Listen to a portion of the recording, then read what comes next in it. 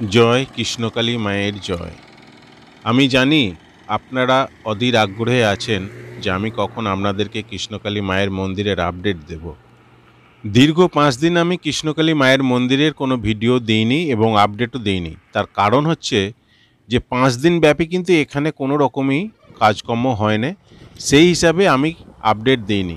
তো আজকে নতুন কিছু একটা বলার আছে যা আপনাদের জানা দরকার। 2 বিঘা জমির উপর কৃষ্ণকালী মায়ের যে মন্দির হওয়ার কথা, তার কাজ কিছুটা হলেও এগিয়েছে। ভিডিওতে সেরকম হয়তো তারতম্য আপনারা বুঝতে পারবেন না, কিন্তু আমি যে কথাগুলো বলছি সেগুলো যদি আপনারা একটু মন দিয়ে শোনেন তাহলেই বুঝতে পারবেন। দেখুন, এই জায়গাটার উপরে গত 5 দিন ধরে কিছু ইউটিউবার ভিডিও করছে এবং আপনারা সেই ভিডিও নিশ্চয়ই অনেকে দেখেছেন। এর মধ্যেই অনেকে বলেছেন যে কৃষ্ণকালী মায়ের মন্দির আর এখানে হবে না, এখানে পিলার টিলার সব ভেঙে দিচ্ছে। আবার অনেকেই দেখিয়েছে যে স্টেশন বা বাসস্ট্যান্ড থেকে কি করে এই মন্দির আসা যায়। তো এরকম বহু তথ্য আপনারা পেয়েছেন, কিন্তু আমার একটা রিকোয়েস্ট যে আপনারা যেন এখানে কেউ আসবেন না। আর এখানে পিলার ভাঙার কোনো প্রশ্নই নেই। আমি এখানকার স্থানীয় হয়ে বলছি, এখানে কোনো রকম কোনো জিনিসই হেরফের হয় না। যে যেখানে ছিল সে সেখানেই আছে। তোমরা দেখতেই পাচ্ছ এখানে যত রকমের প্রয়োজনীয় জিনিসগুলো ছিল সেগুলো কিন্তু সবই একই জায়গায় আছে, কোনো কিচ্ছু পরিবর্তন হয়নি। প্রথমে ভেবেছিলাম লেবার পাওয়া যাচ্ছে না, তার কারণেই হয়তো কাজগুলো বন্ধ আছে, কিন্তু পরে আমি জানলাম যে লেবার সমস্যা নয়, এখানে একটা অন্য সমস্যা রয়েছে। সেই সমস্যা নিয়েই আপনাদেরকে আমি এই কথাগুলো বলবো।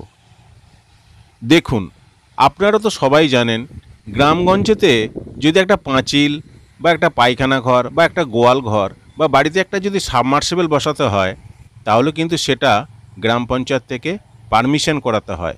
একটা গ্রাম সদস্যের একটা সই নিয়ে প্রধানের কাছে একটা আপিল করতে হয়, তারপর উনি সম্মতি দিলে তারপর সেই কাজটা কিন্তু শুরু করা যায়। শুধু তাই নয়, যেই জায়গাটা আপনি করবেন সেই জায়গাটার একটা পর্চা কিংবা দলিলের জেরক্স কপি কিন্তু দরকার পড়ে। এখন প্রশ্ন হলো, তাহলে কি এই জায়গার সেই সব জিনিসপত্র কি সেই মুহূর্তে ছিল না? তাহলে এত তড়িঘড়ি এই জিনিসগুলো করারই কি প্রয়োজন ছিল? সব কিছু ঠিকঠাক করে তারপরেই না কাজে নামা উচিত ছিল। তো চলো তাহলে এই গত কদিনে কি ঘটনা একটু ঘটেছে সেটা আমি আপনাদের সামনে আর একটু পরিষ্কার করে বলে দিচ্ছি। এই জায়গার নথি বর্তমান সময়ে হাতে এসছে মঙ্গলা মায়ের কাছে। এরপর শুরু হবে প্রক্রিয়া। বর্তমান সময়ে মঙ্গলা মা কিছু বিশিষ্ট মানুষের কাছে গিয়েছিলেন, সব কিছু মঙ্গলা মা ওনাদেরকে বলেছেন। তো সব কিছু শোনার পর মঙ্গলা মাকে কিছুটা হলেও আলোর দিশা দেখিয়েছেন। মন্দির যেদিন ওপেন হবে সেদিন যে এখানে 1000-10 লোক হবে না সেটা কেউ বলতে পারবে না। প্রথমত মাথায় রাখতে হবে সামনে একটা রোড আছে এবং খুবই ব্যস্ততম রোড। তাছাড়াও রয়েছে পাশে একটি প্রাইমারি স্কুল। এরপর পড়ে রইল পাকা রাস্তার উপর জমে থাকবে অনেক টোটো, মোটরসাইকেল এবং 4 চাকা। রাস্তার উপর সৃষ্টি হবে জ্যাম। এটা কিন্তু অনুমান করা যায়। এখানে কিন্তু বেশ কয়েক কোটি পারমিশনের প্রয়োজন পড়বে। স্টেপ বাই স্টেপ কিন্তু এই পারমিশনগুলোকে কিন্তু গ্রহণ করতে হবে। সব কিছু কিন্তু আমি খুলে বলবো না, আপনাদেরকে কিন্তু বুঝে নিতে হবে।